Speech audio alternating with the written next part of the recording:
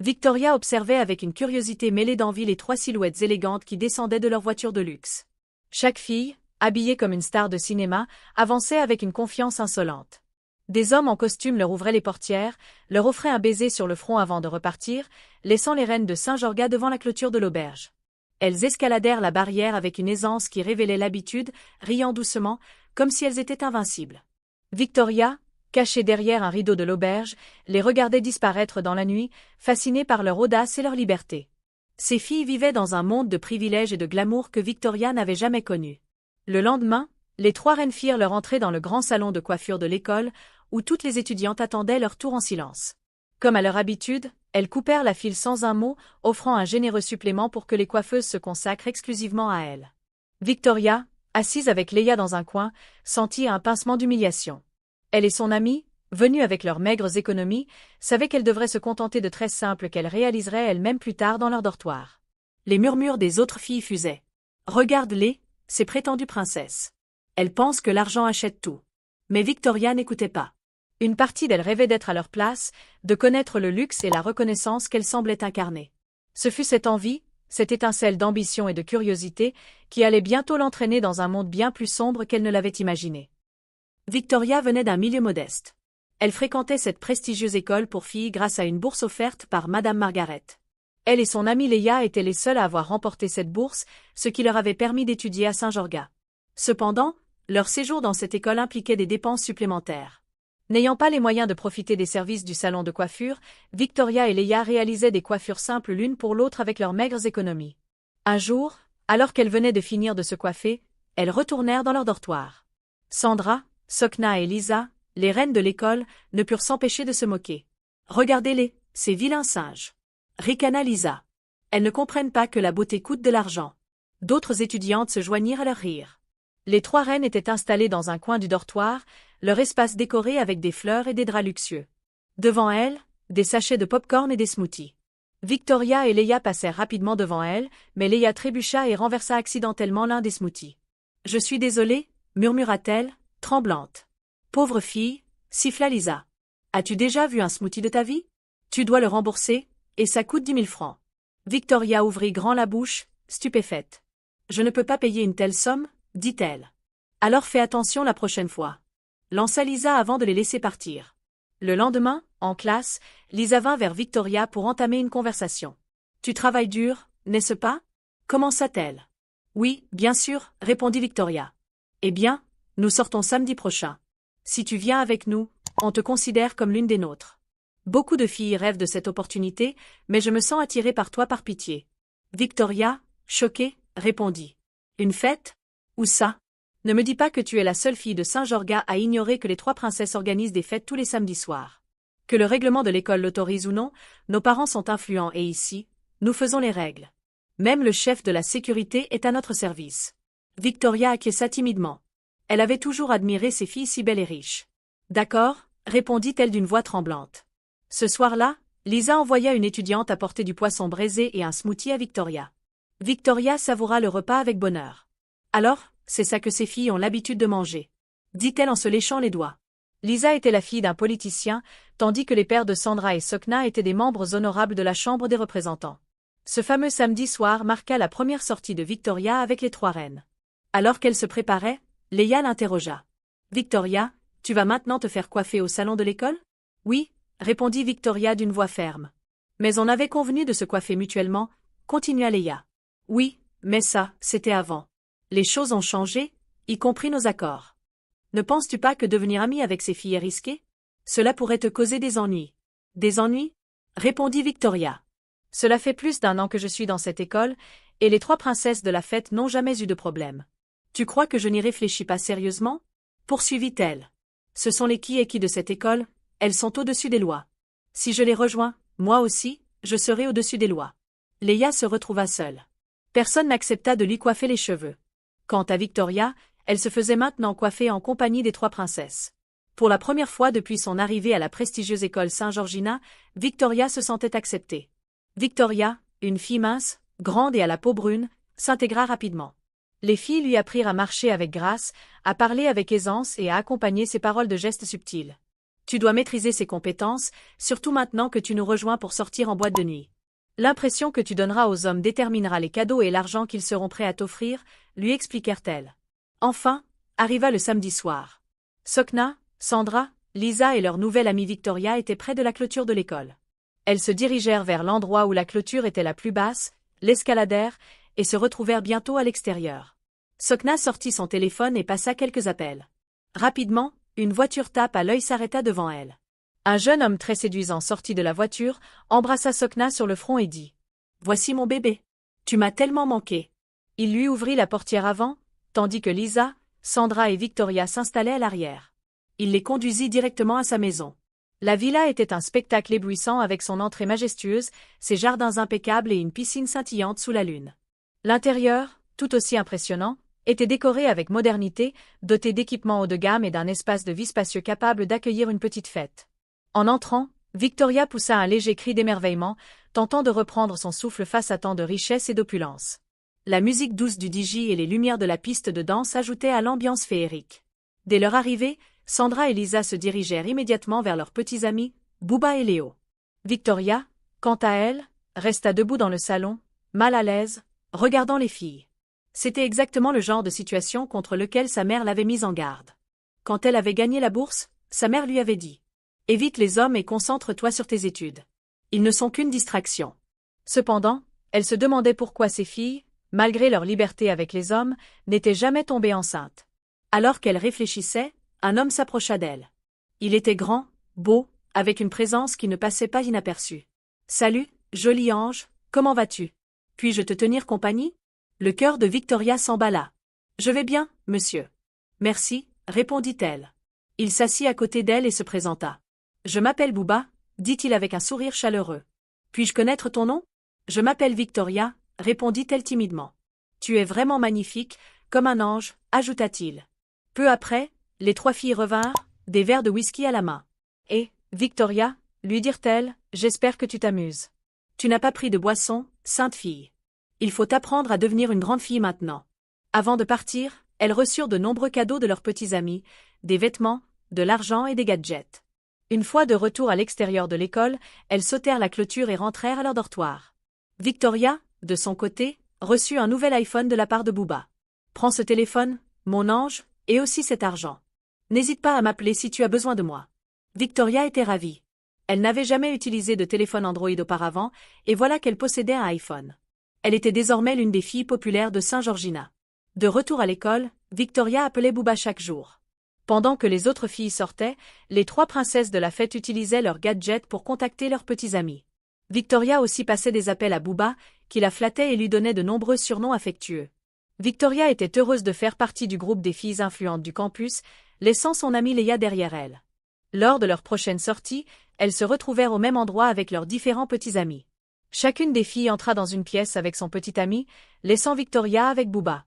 Ce dernier s'approcha pour la toucher, mais elle protesta. « Je ne peux pas faire ça. Ma mère m'a mise en garde. »« Alors, pourquoi es-tu ici ?» répliqua Booba, furieux. « Donne-moi l'iPhone que je t'ai offert, » dit-il en la repoussant violemment.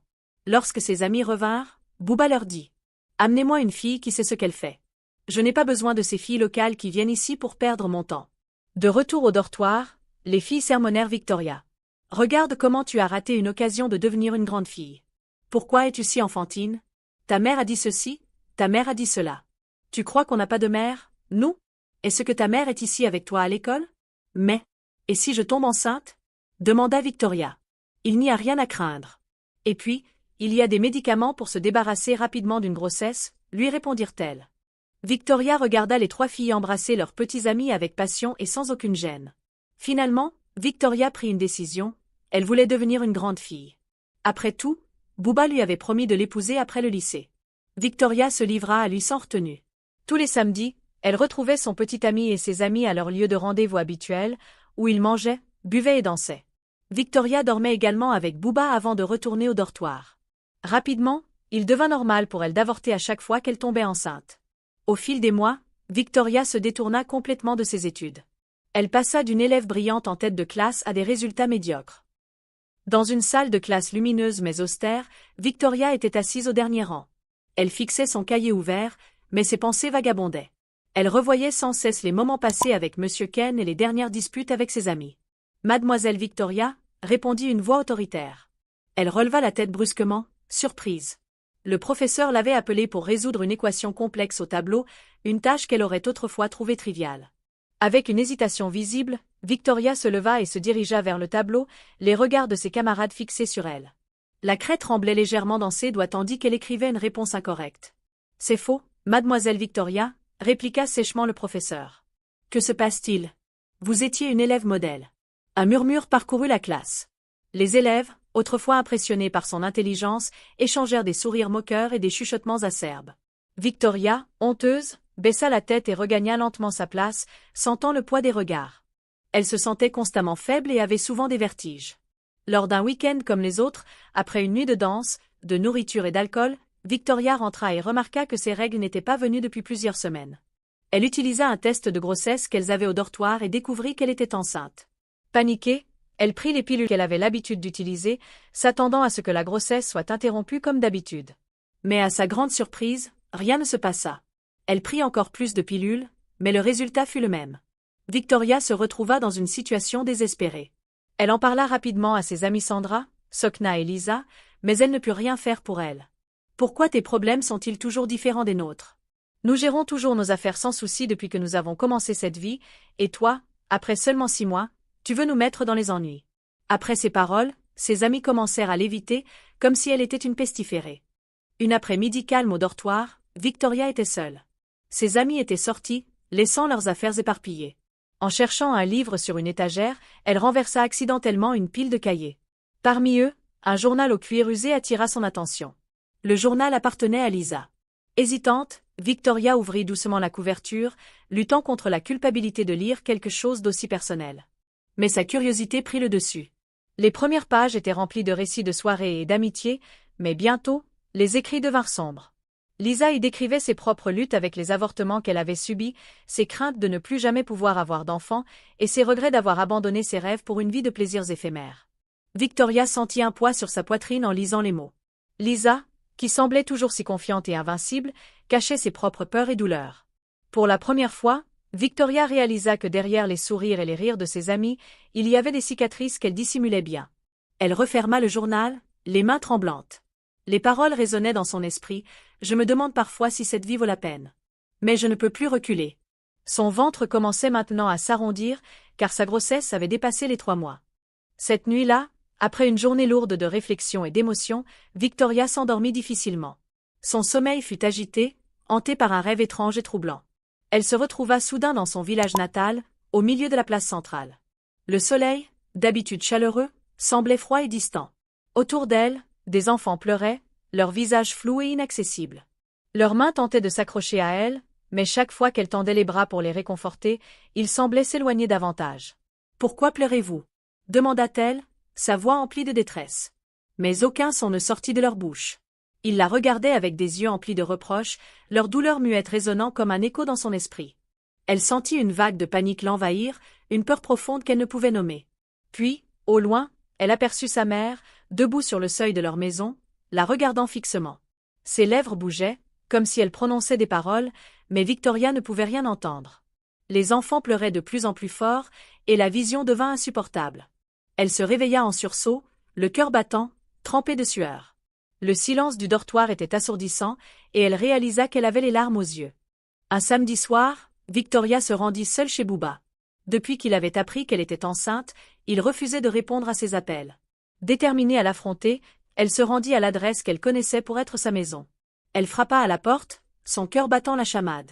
À sa grande surprise, une femme très belle et élégamment vêtue ouvrit la porte. « Je cherche Bouba », dit Victoria, la voix tremblante. « Oh, il a conduit mon mari quelque part », répondit Madame Lorita. « Puis-je l'attendre » demanda Victoria. « Et qui êtes-vous » répliqua Madame Lorita. « Je suis sa petite amie », répondit Victoria. Madame Lorita éclata de rire, applaudissant ironiquement en secouant la tête. Madame Lorita, en croisant les bras, demanda à Victoria. « Sa petite amie ? Ou l'une de ses petites amies ?» Victoria fut stupéfaite. Son cœur battait encore plus fort. « Je ne peux pas repartir, madame.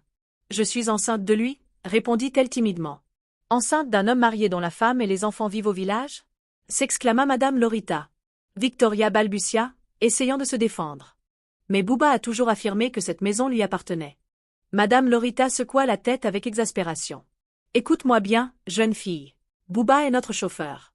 Nous étions partis en vacances pendant 6 mois, et c'est ainsi qu'il a commencé à raconter des mensonges et à tromper des femmes en prétendant que cette maison était la sienne. En dehors de sa femme et de ses enfants au village, tu es la 3e femme à venir ici et à affirmer être enceinte de lui. Victoria resta figée, incapable de dire un mot. Elle s'effondra au sol, mit ses mains sur sa tête, et se mit à pleurer bruyamment. Calme-toi, jeune fille, dit Madame Lorita d'une voix plus douce. Tu as une mère? Oui, répondit Victoria entre 2 sanglots. Alors, si tu sais ce qui est bon pour toi, retourne auprès de ta mère, conseilla Madame Lorita. Victoria se retrouva seule, dévastée, les paroles de sa mère résonnant dans son esprit. Elle ne savait plus quoi faire, retourner chez sa mère au village ou revenir au dortoir. Elle se rappela qu'elle n'avait pas assez d'argent pour voyager, et même si elle en avait, pouvait-elle vraiment affronter sa mère après avoir ignoré ses conseils? Alors qu'elle repensait à sa situation, un souvenir ancien mais réconfortant émergea dans son esprit.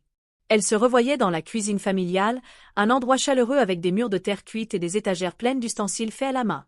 Sa mère, une femme forte avec des mains marquées par le travail, était à ses côtés, pétrissant de la pâte. « Victoria, » disait sa mère d'une voix douce, tout en façonnant des galettes. « Tu as entendu parler de Niara, la fille du village qui a tout abandonné pour un homme ?» Victoria, alors une jeune femme curieuse, secoua la tête. « Non, maman. Que lui est-il arrivé ?» Sa mère s'essuya les mains sur son pagne et la regarda dans les yeux. Niara était belle et pleine de promesses. Mais elle a suivi un homme qui lui faisait des promesses vides. Elle a abandonné ses études, et quand il a trouvé mieux, il l'a laissée seule. Elle a perdu tout ce qu'elle avait. Victoria écoutait, fascinée, tandis que l'odeur des galettes qui cuisinaient emplissait la pièce. « Ma fille, » poursuivit sa mère, « n'abandonne jamais ton avenir pour quelqu'un qui ne te valorise pas. Les promesses peuvent être aussi vides que le vent. » Le souvenir s'effaça, ramenant Victoria à la réalité de son dortoir sombre. Les paroles de sa mère résonnaient comme un écho dans son esprit, un mélange de réconfort et de douleur. Finalement, Victoria décida de retourner au dortoir et de chercher une solution. Comme d'habitude, elle escalada la clôture de l'école pour rentrer discrètement. Allongée sur son lit, Victoria réfléchissait à tout ce qui lui était arrivé. Si l'administration de l'école découvrait sa grossesse, elle serait renvoyée dans la honte. Mais affronter sa mère semblait encore plus insurmontable. Cette nuit-là, elle alla voir Lisa, s'agenouilla à ses pieds et la supplia de l'aider. Elle voulait que Lisa l'emmène chez un avorteur. D'abord, Lisa refusa, mais devant les pleurs et les supplications incessantes de Victoria, elle finit par accepter. Le samedi soir suivant, les 2 filles escaladèrent à nouveau la clôture de l'école. Hors du campus, elles se rendirent chez un avorteur clandestin. Victoria s'assit dans une chaise bancale, ses mains serrées l'une contre l'autre, ses yeux fixant le sol. Le silence pesait lourdement dans la petite pièce où elle attendait, avec Lisa assise à ses côtés, les 2 filles dans une tension palpable. Le bruit de la porte grinçant et des voix lointaines au dehors semblait déconnecté de la réalité de la chambre froide et dénuée de chaleur où elle se trouvait. L'avorteur entra finalement, un homme d'âge moyen, les traits marqués par le temps et la fatigue. Il observa Victoria un instant, son regard un peu distant, comme s'il connaissait trop bien la souffrance qu'elle portait en elle. Il soupira avant de prendre la parole d'une voix calme mais grave. « Tu sais, j'ai vu beaucoup de jeunes femmes comme toi, celles qui viennent ici pleines d'espoir ou de désespoir, souvent un peu des deux. Mais il y en a une dont je ne peux jamais oublier l'histoire. » Il s'assit sur une chaise en face de Victoria, croisant les bras. Elle était plus jeune que toi, peut-être 17 ans. Elle avait tout pour réussir, une famille modeste, un brillant avenir scolaire. Mais elle a fait une erreur. Un faux mouvement. Comme toi, elle s'est retrouvée enceinte de quelqu'un qui n'était pas là pour elle. L'avorteur baissa les yeux, un nuage de tristesse passant sur son visage. Elle est venue ici, toute seule. Elle n'avait personne pour la soutenir. Et je n'ai pas pu la sauver. L'intervention a mal tourné. Les saignements ont été trop forts, trop rapides. Elle est partie avant que je puisse faire quoi que ce soit. Victoria leva les yeux, mais les siens étaient remplis de peur et d'incompréhension. Et vous n'avez rien pu faire? Il secoua la tête lentement, son regard s'éteignant un instant. Non. C'est la réalité parfois. Quand une jeune fille arrive ici trop tard, quand l'avortement n'est plus une simple procédure mais une question de vie ou de mort, on doit prendre des décisions que même moi, je n'aime pas prendre. Il regarda Victoria droit dans les yeux. Tu n'es pas seule, mais je veux que tu comprennes que ce que tu choisis aujourd'hui peut avoir des conséquences bien plus graves que ce que tu imagines. Victoria se sentit glacée. La peur, l'incertitude et la culpabilité se mêlaient dans son esprit, l'alourdissant encore plus. Lisa, qui était restée silencieuse, posa une main sur son épaule, comme pour lui rappeler qu'elle n'était pas seule, même si le poids de cette décision pesait lourdement sur elle. « Votre grossesse a déjà 4 mois ?» dit-il. « Cette procédure est très risquée, et encore plus à ce stade. » Malgré ces mises en garde, les 2 filles le supplièrent de réaliser l'avortement. Après de longues hésitations, il finit par accepter. Avant l'aube, l'intervention fut terminée. De retour au dortoir, alors qu'elle tentait de franchir la porte menant à l'intérieur, Victoria s'effondra brusquement. Elle saignait abondamment. Des étudiants qui passaient par là alertèrent immédiatement les autorités de l'école. Ils se précipitèrent rapidement et emmenèrent Victoria à l'hôpital. Là-bas, les parents de Victoria furent alertés. Les médecins firent tout leur possible pour sauver sa vie, multipliant les interventions chirurgicales pour stopper les saignements de son utérus. Mais il était trop tard. Victoria perdit la vie sur la table d'opération, ayant perdu une quantité importante de sang. Cette histoire enseigne aux jeunes filles l'importance de se calmer et de se concentrer sur leurs études. Écoutez les conseils de votre mère.